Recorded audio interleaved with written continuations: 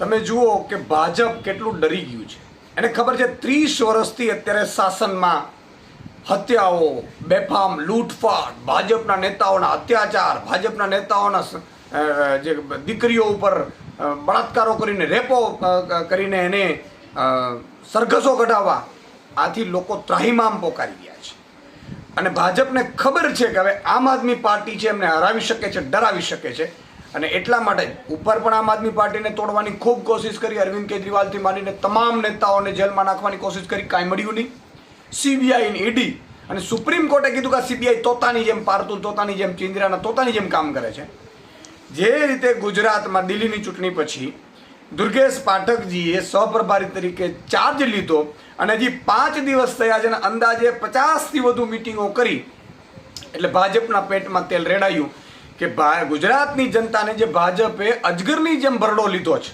તમે જુઓ ને, ડરાવવાનું, ધમકાવવાનું, કોઈ વિપક્ષો એને ખરીદી લેવાનો, વિપક્ષને તોડી નાખવાનો, વિપક્ષને મજબૂત નહીં થવાનો. એટલે પ્રજા ઈચ્છે તોય ભાજપ છે એ પોતે સત્તા ઉપર કાયમી લે, કાયમી પ્રજાને લૂંટે ચારે બાજુથી. એ ભ્રષ્ટાચારમાં, બેરોજગારોને નોકરી ન આપે, લાઠીચાર્જ કરે, માતા બેન દીકરીઓને ઉપર અત્યાચારો કરે, એને મોંઘવારીમાં ડામી દે. આ સ્થિતિમાં જ્યારે ગુજરાતને છોડાવવા માટે દુર્ગેશ પાઠક અને ટીમ આવી છે ગુજરાતમાં, ત્યારે આજે ગુજરાતમાં આમ આદમી પાર્ટી સરકાર, કારણ કે ગયા વખતે પણ 14% વોટ 6 મહિનામાં મહેનત કરવાથી મળ્યા હતા અને 3 વર્ષ છે, ખબર છે કે સરકાર બનાવી લેશે, એટલે દુર્ગેશ પાઠક ઉપર ફરીથી CBIની રેડ નાખી છે. આ ભાજપ કરી શું રહ્યું છે?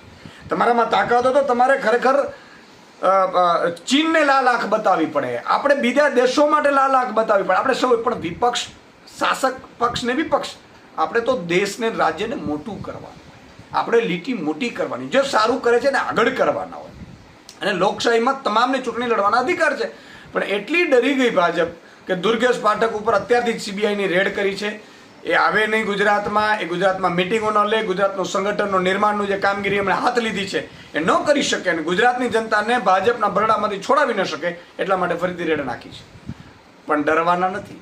ન આમ આદમી પાર્ટીના નેતા ડરશે, ન આમ આદમી પાર્ટીના કાર્યકર્તા ડરશે. ને આ વખતે ગુજરાતની જનતા ખુદ તમને બગાડવા માટે તૈયાર છે. આ વખતે ગુજરાતની જનતા લડશે. આમ આદમી પાર્ટી તો બધી નિમિત્ત રહેવાની છે, પણ ગુજરાતની જનતા આ વખતે ભાજપના અત્યાચારથી, હવે થઈ ગયું 30 વર્ષથી તમે લૂંટો છો ને, મોંઘવારીમાં, બેરોજગારીમાં, પેપર ફોડવામાં, આ બધાથી ખેડૂતો પરેશાન, મહિલાઓ પરેશાન, યુવાનો પરેશાન. આ બધાનો બદલો છે ને જનતા પોતે લેશે રસ્તા ઉપર આવીને. એટલે તમે ગમે તેટલી ED CBIની રેડો કરી લ્યો, પણ આ વખતે ગુજરાતની જનતા પરિવર્તન લાવીને રહેશે, તમને ભગાડીને રહેશે.